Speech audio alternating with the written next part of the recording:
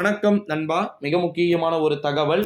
முதலமைச்சர் மு.க. ஸ்டாலினை கைது செய்ய தீவிர திட்டமிடலோடு பாத்தீங்கன்னா இறங்கி இருக்கிறதா நம்முடைய டெல்லி மேலிடம். இதை பற்றித்தான் இந்த வீடியோவில் நம்ம A to Z பாத்தீங்கன்னா பார்க்க போகிறோம் நண்பர்களே. வீடியோவை முழுமைக்குமே ஸ்கிப் செய்யாமல் பார்க்குமாறு கேட்டுக்கொள்ளப்படுகிறது. M.K.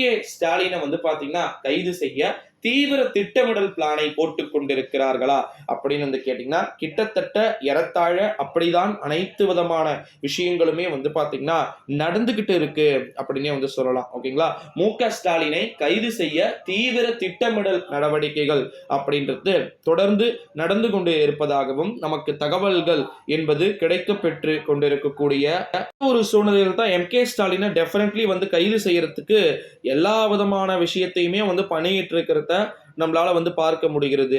M.K. ஸ்டாலினை கைது செய்யணும், இந்த அரசாங்கம் கலைஞரை விட கொஞ்சம் டேஞ்சரஸ் அப்படின்றத சொன்னாரு ராஜா. ஓகேங்களா, கலைஞர் தென் டேஞ்சர், மோர் தென் டேஞ்சரஸ் M.K. ஸ்டாலின் அப்படின்னு சொல்லியிருந்தார். ஓகேங்களா, இந்த ஒரு சூழ்நிலையில் அதை நம்ம ஒரு சாதாரணமா எடுத்துக்க கூடாது. அதுல ஏதோ ஒரு உள்கருத்து இருக்குதானே.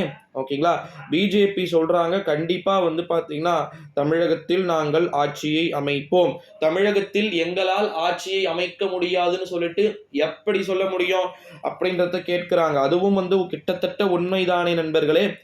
எப்படி முடியாதுன்னு சொல்லலாம்? அவங்களுக்கும் வாய்ப்பு இருக்குல்ல, கண்டிப்பா நடக்கும்.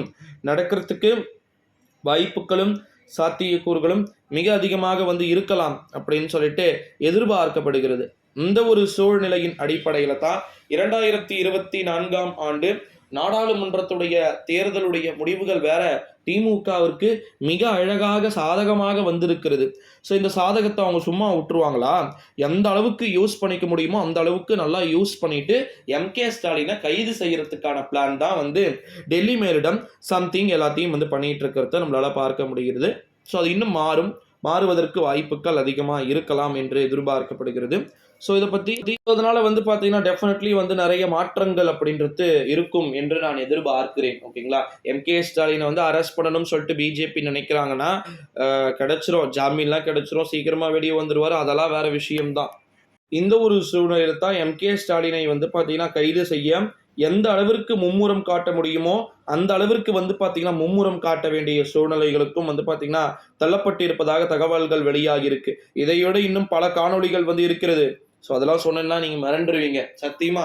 டிஎம்கேவுடைய பீப்புள்ஸ், டிஎம்கேவுடைய தொண்டர்களை அதிமுக அழிஞ்சிருச்சு, டிஎம்கேவை மட்டும்தான் அழிக்கணும். ஸோ அதை அழிக்கிறதுக்கு என்னென்ன பண்ண முடியுமோ எல்லாத்தையும் பண்ணுவாங்க, பண்ணாம இருக்கவே மாட்டாங்க. ஸோ அதை பத்திலாம் நம்ம அடுத்தடுத்த காணொளிகள்ல நம்ம பார்க்கலாம்.